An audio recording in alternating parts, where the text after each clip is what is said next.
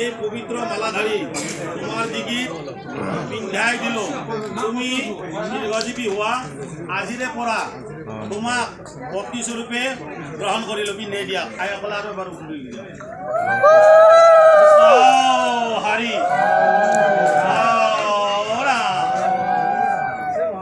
মৰে ক'ব হে স্মৃতি দীৰ্ঘায়ু হোৱা, প্ৰতিব্ৰত হোৱা, তেজস্বিনী হৈ সুযোগ্য সন্তান আৰু ধন লাভত মন দিয়া।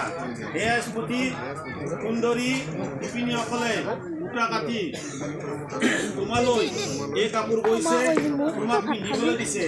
সেইসকলৰ আদৰ্শেৰে এনে কাপোৰ বৈ তুমি নিজেও পিন্ধিবা।